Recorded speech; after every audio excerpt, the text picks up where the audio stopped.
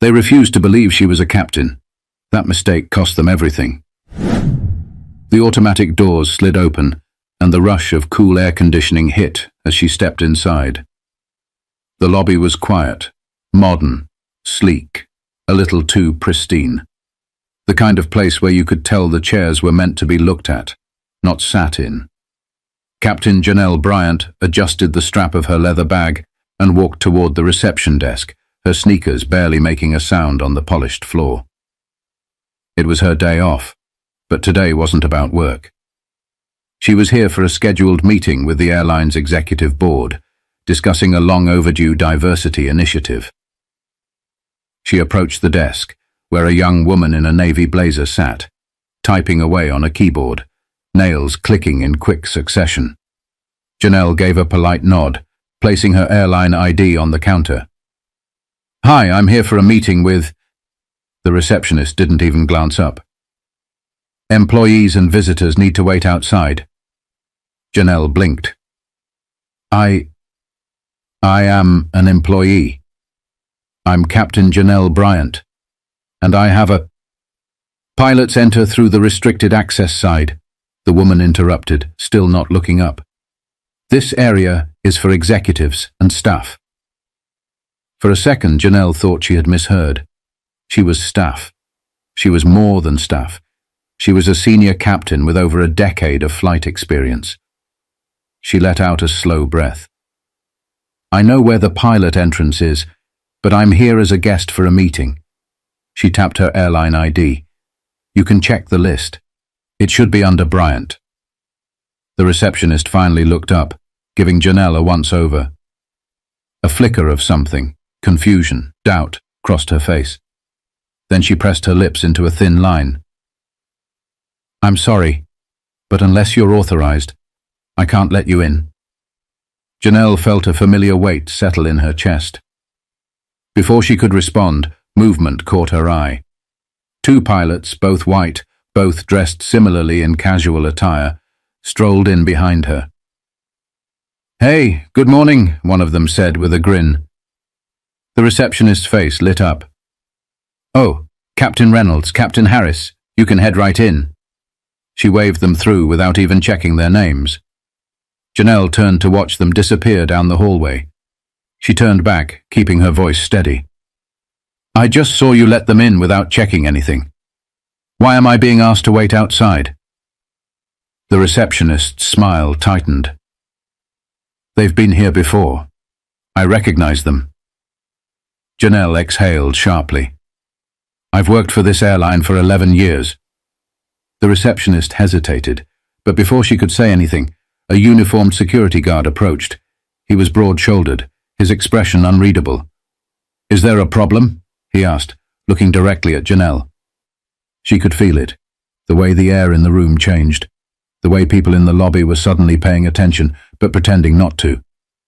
The security guard's presence wasn't a question. It was a warning. Janelle set her jaw. "No problem at all. I'm just trying to get to my meeting." "Ma'am," the guard said, "if you don't have the right clearance, I'm going to have to ask you to step outside." Her fingers curled around the strap of her bag. Every muscle in her body screamed at her to walk away, to let it go. But she was tired of letting it go. She locked eyes with the receptionist. "Check the list." The woman hesitated, then sighed dramatically before typing something into her computer. A beat passed. Another. Then, just like that, her face shifted, eyes widening slightly. Janelle could see it, the moment the receptionist realized she had made a mistake. She cleared her throat. "Oh, I see you here." Janelle waited. "You can go in." No apology, no acknowledgement, just a begrudging admission that she had been telling the truth all along. Janelle held her gaze for a moment longer, then grabbed her ID off the counter and walked through the doors without another word. But something inside her had shifted. She had spent years dealing with moments like this. The quiet slights, the questioning of her credentials, the subtle ways people made it clear she didn't belong. But this time, it wasn't going to be another moment she just walked away from. Because this time, she had proof. And this time she wasn't letting it slide. Janelle sat in the meeting room, her fingers lightly tapping the smooth surface of the table. The airline executives droned on about commitment to diversity, but she wasn't really listening. Her mind kept replaying the moment at the front desk, the look on that receptionist's face when she realized her mistake, the way the security guard had immediately assumed she was the problem. It wasn't new. It never was. She glanced at the window, her reflection staring back at her.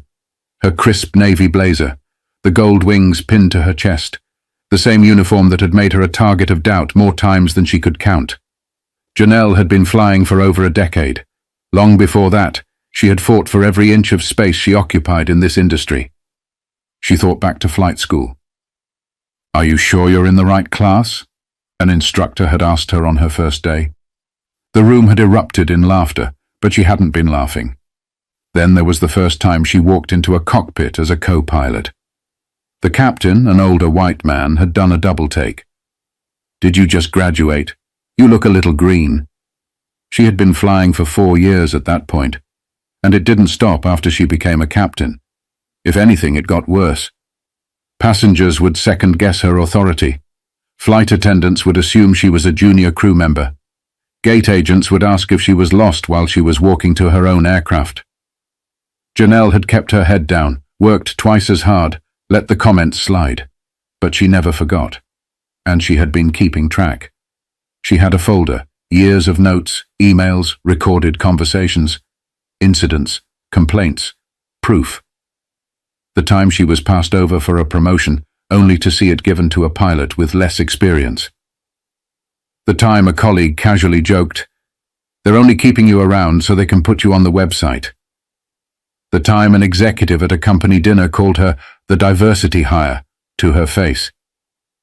She had smiled through it all, but she remembered every single one. And now, she wasn't just remembering. She was about to do something about it. Because what happened today wasn't just another moment. It was the last straw. Janelle kept her expression neutral throughout the meeting, nodding at the right moments, jotting down notes when expected. But inside, her thoughts were spinning. The executives spoke in broad, polished phrases, building a culture of inclusivity, expanding opportunities, creating a welcoming environment. Words that meant nothing when the reality was sitting right in front of them. Her phone vibrated quietly in her pocket. A text from another pilot she trusted. "Just heard what happened at the front desk. Unreal. You okay?" She inhaled slowly, tapping out a response. "I'm done letting this slide." Because that's what it had always been. Letting things slide. Letting people assume. Letting them question. Letting them doubt her, while she proved herself over and over again. But today was different. She had proof. The front desk security footage. The flight logs showing how few black women captains the airline actually employed. The reports from other pilots who had quietly shared their own experiences with her. This wasn't just about her. She opened her email and pulled up the draft she had been working on for months. A formal complaint outlining systemic discrimination within the airline. Names, dates, incidents. She had hesitated before, unsure of the consequences.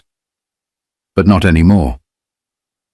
Her finger hovered over the send button. Then she pressed it.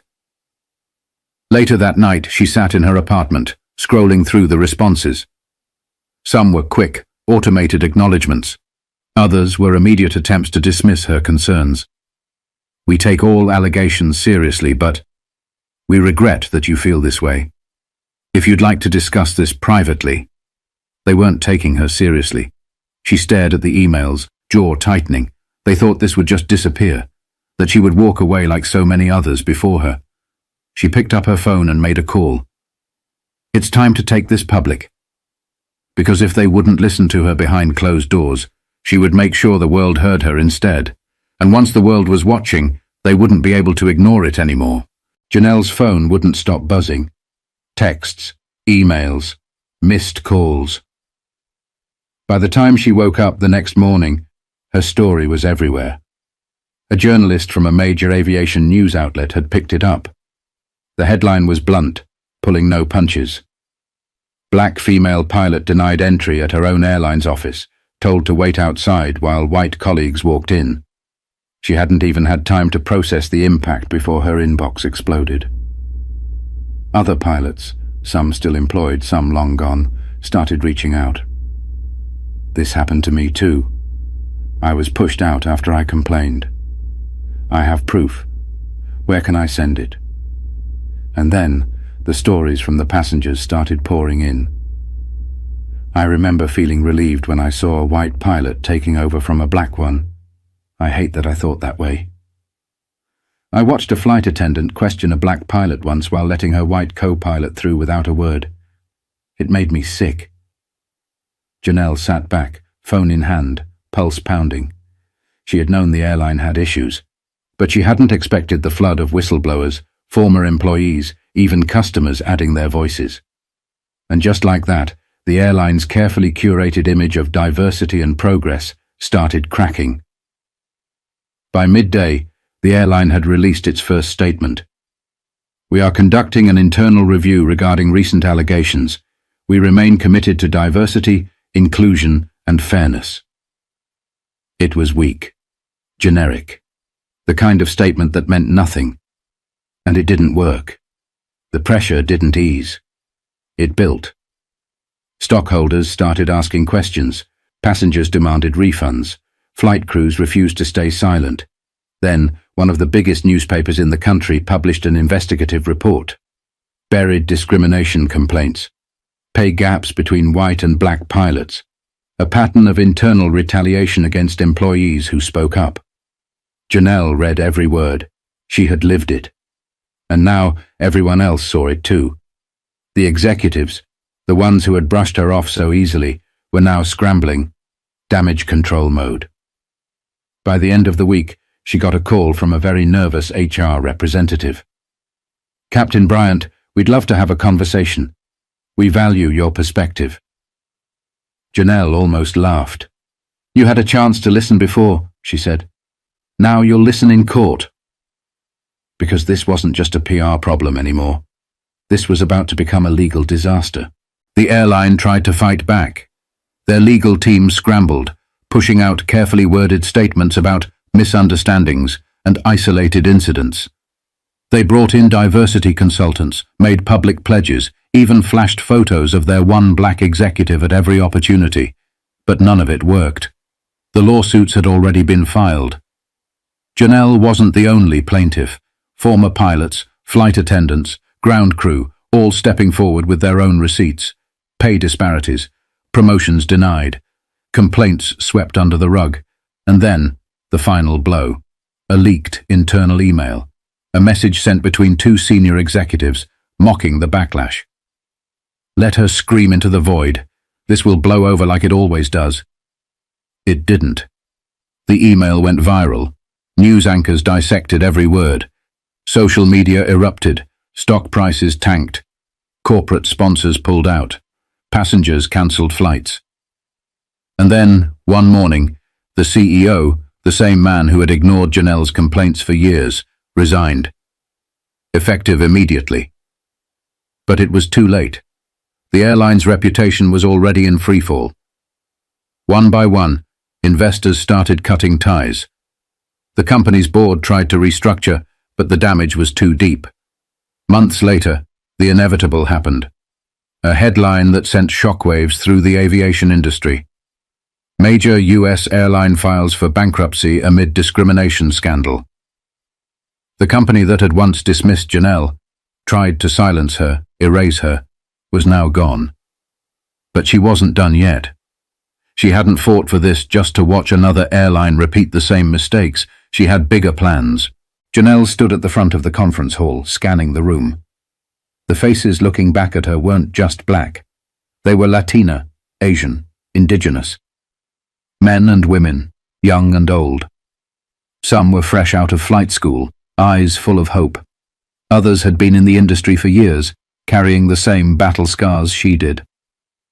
She took a deep breath and smiled. I spent years believing that if I just kept my head down, worked twice as hard, and proved myself over and over again, things would change. She let the words settle before continuing. But I learned the hard way that silence doesn't fix broken systems, and that when one of us speaks up, we give others the courage to do the same. A murmur of agreement rippled through the crowd. This wasn't just a speech. It was the launch of something bigger. With the money from the lawsuit settlement and the support of other pilots, Janelle had co-founded an aviation diversity initiative. Not a PR stunt, not a corporate checklist, a real program. One that provided scholarships, mentorships, and legal protection for underrepresented pilots. One that held airlines accountable. One that made sure no black pilot would ever have to fight to be seen as worthy again. She looked out at the crowd, faces filled with determination, hope, power. "We didn't just bring down an airline," she said. "We changed the industry. And we're just getting started." The applause was deafening. And for the first time in a long time, Janelle felt something she hadn't let herself believe in before. Not just justice, but real, lasting change. How many times have you seen injustice and thought, that's just the way things are? That's what they count on. That we'll let it go. That we'll move on. But when we speak up, when we demand better, we force change. If you've ever been in Janelle's shoes, or seen something wrong and stayed silent, this is your reminder. Your voice matters. Don't let anyone tell you otherwise.